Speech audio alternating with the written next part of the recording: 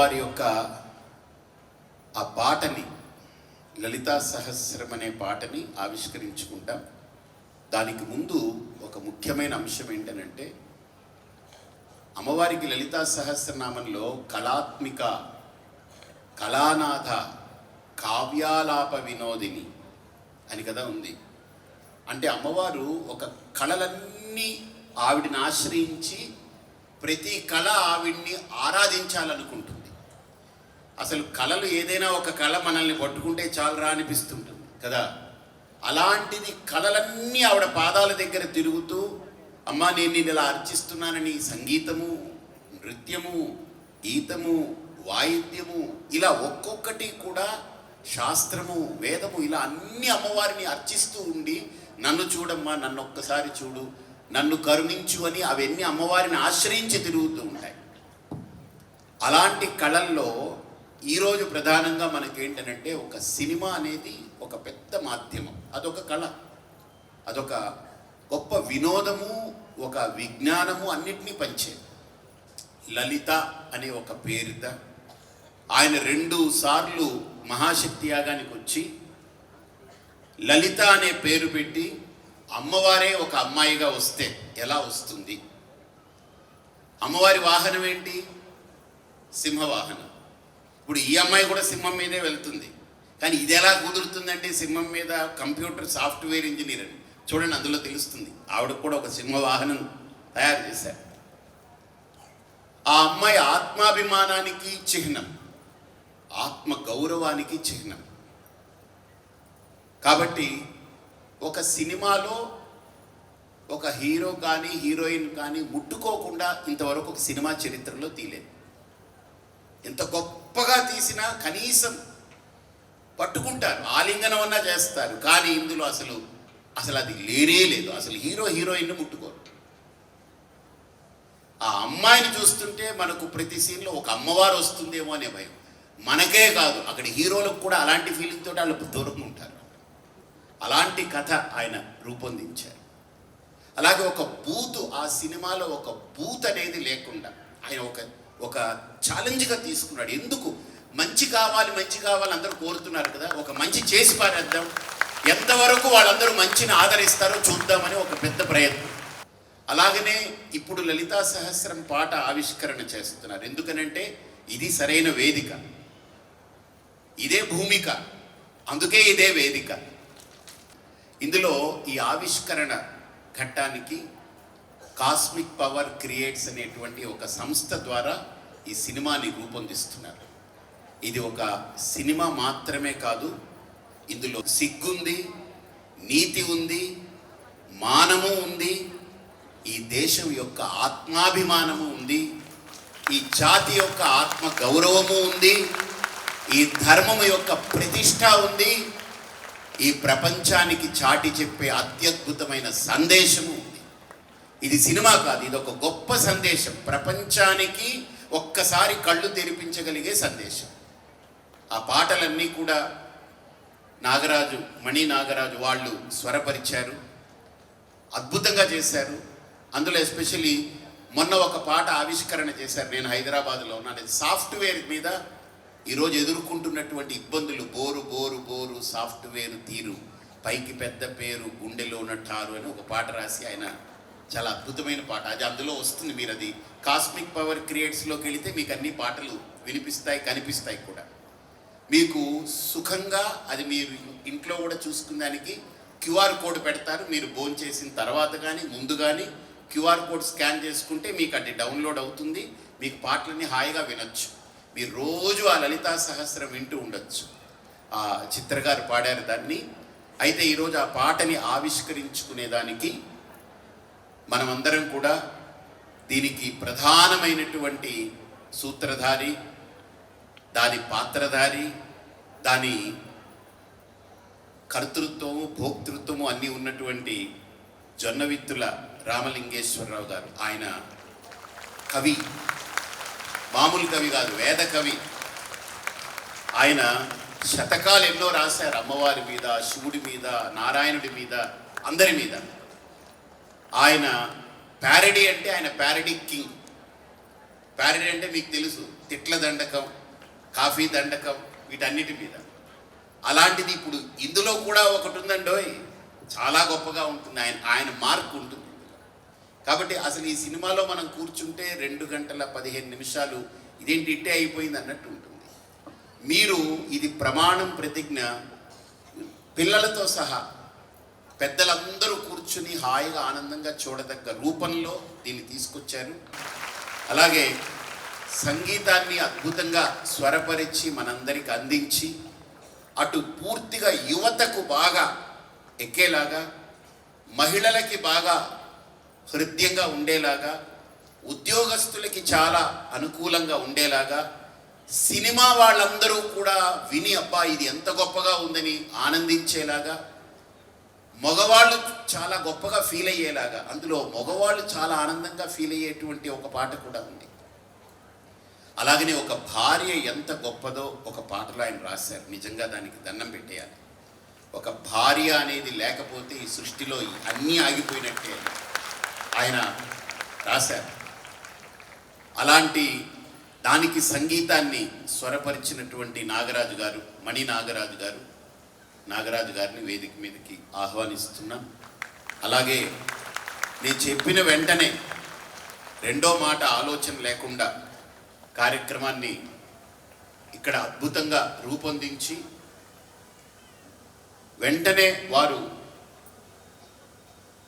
అంగీకరించి దానికి ముందడుగు వేసినటువంటి సుధీర్ రాజు గారిని కూడా ఆయన ప్రొడ్యూసర్గా ఈ సినిమాని ఒక అద్భుతమైన కావ్యం కింద చిత్రీకరించడంలో పూర్తిగా ఆయన సహకరించినటువంటి సుధీర్ రాజు గారిని వేదిక మీదకి ఆహ్వానిస్తున్నాం. అలాగే ఇప్పుడు ఈ కార్యక్రమం గురించి ముందు జొన్నవిత్తులు గారు వారి అభిప్రాయాన్ని చెప్తారు. లలితాదేవి ఆవహించి లలితాదేవికి నిలువెత్తు రూపమైన పరిపూర్ణానంద స్వామి వారి పాదపద్మాలకి నమస్కరిస్తూ 2 సంవత్సరాల క్రితం ఈ మహాశక్తి యాగం ప్రారంభించినప్పుడు స్వామివారు నన్ను ఇక్కడికి పిలిచారు. అప్పుడు నేను ఈ వైభవం అంతా చూసి నేను ఒక పద్యం వినిపించాను అక్కడ ఈ వేదిక పైన. ఈ స్వామివారిని దర్శించి ఈ మహాశక్తి యాగంలో పాల్గొని ఈయన బోధలు వింటే ఏం జరుగుతుందనేది ఈ పద్యం. అది జరిగింది. ఇప్పుడు అది జరిగింది కనుకనే ఈ లలిత అనే సినిమాకి రచన చేశాను. ఈ చేసినటువంటిది మాట వరుసగా స్వామివారికి చెబితే ఆయన విని చాలా బాగుంది అని మాన్యులు, సంస్కార సంపన్నులు సుధీర్ రాజు గారికి చెప్పటం, ఆయన ముందుకు రావడం నిర్మాతగా, ఇది శరవేగంగా నాగరాజు గారి సంగీత సారథ్యంలో ముందుకు రావడం జరిగింది. నేను అప్పుడు ఏం చెప్పానంటే, విమలంబౌ హృదయంబు, ఇక్కడికి వస్తే ఏం జరుగుతుందంటే నిర్మలమైన హృదయం వస్తుంది. విమలంబౌ హృదయంబు మానసము ధీ విద్యా వివేకంబులు ప్రముదంబుల్, ఆనందం కలుగుతుంది. బహుకార్య నిర్వహణము, అనేక కార్యాలని ఒకేసారి నిర్వహించే శక్తి వస్తుంది.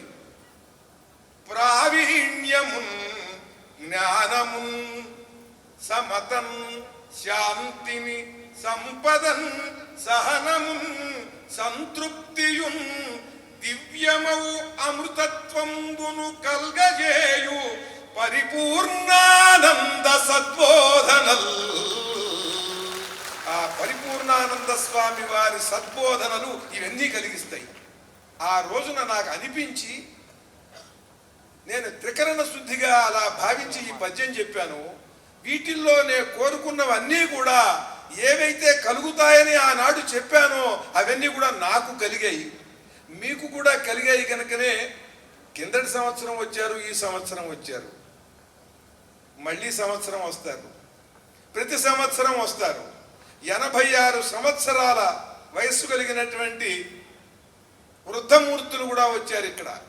మీరు కూడా 86 ఏళ్ళు 90 ఏళ్ల వరకు ఇక్కడికి వచ్చి ఇలా పాల్గొవాలని హృదయపూర్వకంగా కోరుకుంటున్నారు.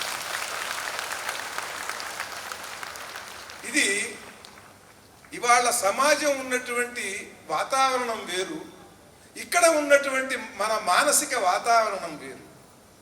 కారణం ఏమిటంటే అందరూ సద్భావంతో ఉంటే, ఆ సద్భావంతో ఉన్న వాళ్ళందరూ కూడా ఒక చోట ఉంటే సమాజం ఎలా ఉంటుందో దానికి నిలువెత్తు నిదర్శనం ఈ మహాసభ.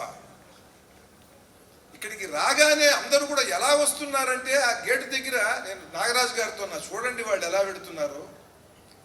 బయట ఆఫీసులో ఏదో పని చేసుకుని పిల్లకి పాలివ్వటానికి ఆలస్యం అయిపోతున్నదని పరుగున వచ్చేటువంటి తల్లిలాగా, తల్లి దగ్గరికి పరిగెత్తుకుంటూ వెళ్ళే పిల్లలాగా, పొద్దున్నుంచి సాయంత్రం దాకా అమ్మ కనిపించకపోతే ఇంట్లో బెంగతో ఉన్న పిల్ల తల్లి రాగానే ఎలా పరిగెత్తుకుంటూ తల్లి దగ్గరికి వెళుతుందో అలా వస్తున్నారు సభలోకి. పిల్లకి పాలివ్వటానికి ఆతృతతో వస్తున్న తల్లిలాగా వస్తున్నారు. ఎవరు రప్పించారు ఇది? ఆ జగన్మాత మాతృస్వరూపుడులైనటువంటి మీరందరూ కూడా అదే భావనతో వచ్చి ఆవిడ్ని ఆరాధించి మీరు తన్మయులై మీ నిజస్వరూపం తెలుసుకుని మీరు ఆ ఆనందాన్ని పొందుతున్నారు. ఇటువంటి స్థితిలో నాకు చాలా కవిగా ఒక మేధామథనం జరిగి హృదయానికి ఇటువంటి స్థితిని కలిగించాలి, అటువంటి కథ రాయాలి అని తప్పించా. అటువంటి కథ వచ్చింది. కథ రావటమే కాకుండా ఆ కథ ఇక్కడ పుట్టింది. ఆ కథకి నిర్మాతగా వచ్చేటువంటి మహోన్నత వ్యక్తి కూడా ఇక్కడే పుట్టాడు. ఆయన స్వామివారే కలిపాడు. లలితా సహస్రనామం శ్రీ లలితా సహస్రనామం.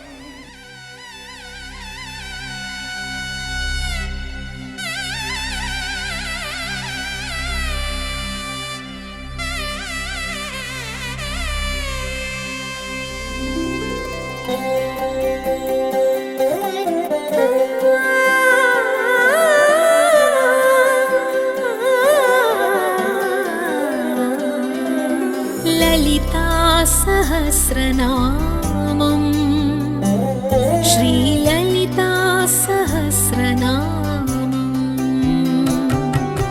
లలితా సహస్రనామం శ్రీ లలితా సహస్రనామం ప్రతి ఒక్క నామం. లలితా స్వరూపమైన స్వామివారి పాదపద్మాలకు నమస్కరిస్తూ గురువుగారు జొన్నమిత్తుల గారి ఆధ్వర్యంలో జరుగుతున్నటువంటి ఈ సినిమా,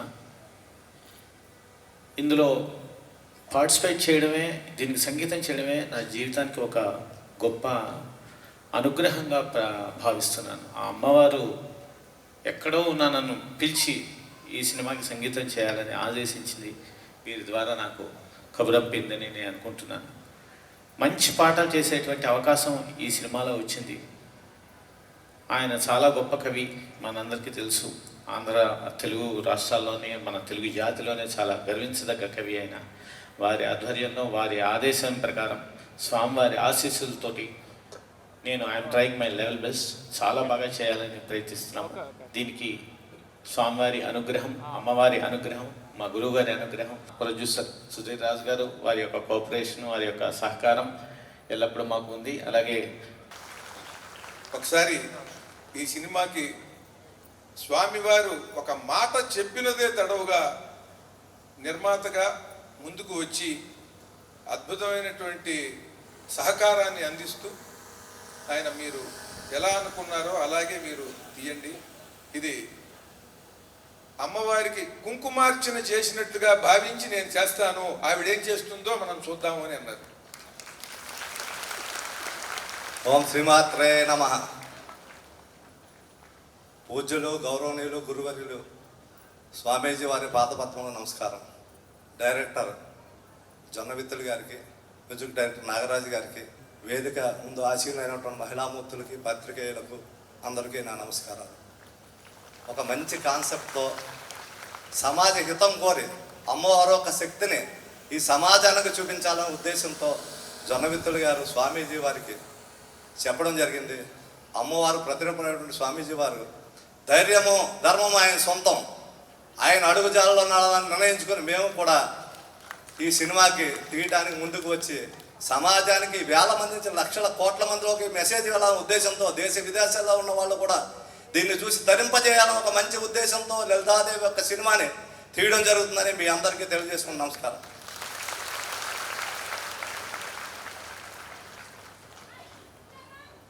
త్రిమూర్తి స్వరూపిణి అయిన అమ్మవారికి దాని ఏకరూపంగా మనకి ఇక్కడ కనపడుతూ ఉన్నటువంటి స్వామివారికి పరిపూర్ణం కదా అంచేత ఆనందం కూడా ఉంది అందులో. స్వామివారికి నమస్కారం చేస్తూ ఇక్కడ ఉన్నటువంటి ఇంతమంది లలితా స్వరూపిణులు ఒకే పువ్వుకు ఉన్నటువంటి దాడిమి కుసుమ ప్రభ కదా ఆవిడ దానిమ్మ రేకుల్లాగా కనపడుతున్నారు. మీ అందరికీ కూడా నమస్కారం చేస్తూ శ్రీ జొన్నవిత్తుల రామలింగేశ్వరరావు గారు వేదకవి, సినిమా కవి, వీటన్నింటికన్నా ప్రధానంగా అనుభూతి కవి. దేన్నైనా ఆయన అనుభూతితో చేస్తారు. ఒక రకంగా చెప్పాలంటే భావావేశం ఉంటుంది. ఒక అద్భుతమైనటువంటి భావం తన మనసులో కలిగింది ఎదుటి వాళ్ళ మనసులో కలిగించాలంటే ఆ కవికి భావావేశం చాలా ప్రధానం. ఒట్టి పాండిత్యం ఉంటే సరిపోదు. పాండిత్యంతో భావావేశం కలిపినప్పుడు అనుభూతిగా వ్యక్తమైంది అద్భుతమైనటువంటి పాటగా మనకి ఇక్కడ దర్శనమిస్తూ ఉంది. నిజం చెప్పాలంటే ఈ పాట లలితా రహస్యనామ సాహస్రానికి ఫలశ్రుతి లాంటిది. అందరూ అడుగుతారు, విష్ణు సహస్రనామానికి ఫలశ్రుతి చదువుతారు కదా, లలితకి చదవరేమిటి అని. అక్కర్లా, చక్కగా ఈ పాట ఒకటి పాడుకోండి. లలితా రహస్యనామ సాహస్రం చదివి మీరు అమ్మవారికి పూజ చేసిన తర్వాత అందులో ఏవేవైతే చెప్పబడున్నాయో అన్నీ ఇందులో ఉన్నాయి. అవన్నీ ఇస్తుంది ఆవిడ. మనకు కావాల్సింది అదే కదండి. కొంచెం చదువు కావాలి, కొంచెం ధనం కావాలి, అన్నిటికన్నా ముఖ్యం కుటుంబ సౌఖ్యం కావాలి, దాంపత్య సుఖం కావాలి. ఇవి కదా కావాలనుకునేవి మనవి. అన్నిటితో పాటు ప్రశాంతత కావాలి, జీవితం మధురంగా ఉండాలి, ఆనందంగా ఉండాలి, గరణంలాగా చేదుగా ఉండకూడదు కదా. అందుకని ప్రశాంత మధురం, శాంతంగా ఉంటూ మాధుర్యాన్ని కూడా మనకు అందించేటటువంటిది అని ఆ లలితాదేవి గురించి చెప్పడం ఉన్నదే. ఆ చిన్న పిల్ల కళ్ళల్లో ఎంత అద్భుతమైనటువంటి ఆ భక్తి అలా తన్మయం అయిపోయి లీనమైపోతుంది. మనం కూడా అలా కూర్చుంటే బాగుండని అనిపించలే అమ్మాయిని చూస్తే. ఇందులో పాట ఒక్క మాట మాత్రం చెప్పకుండా ఉండలేనండి. నాగరాజు గారి టచ్ ఉందే, ఆయన మ్యూజిక్ డైరెక్టర్ ఎంతో, అంతకన్నా ముందు వేణునాద విద్వాంసుడు. అందువల్ల ఆ టచ్ అని తీసిన ఒక్క రాగం ఉంది, అది నా స్వర్ణభారతి క్యాసెట్కి చేసిన దాంట్లో అదే రాగం నాకు ఉంది ఇప్పటికీ. మాకు అది ఆ టచ్. లలితా సహస్రనామం శ్రీ లలితా సహస్రనామం లలితా సహస్రనామం శ్రీ లలితా సహస్రనామం. ప్రతి ఒక్క నామం, ప్రతి ఒక్క నామం ప్రశాంత మధురం, పారాయణము జన్మధన్యము. లలితా సహస్రనామం శ్రీ లలితా సహస్రనామం.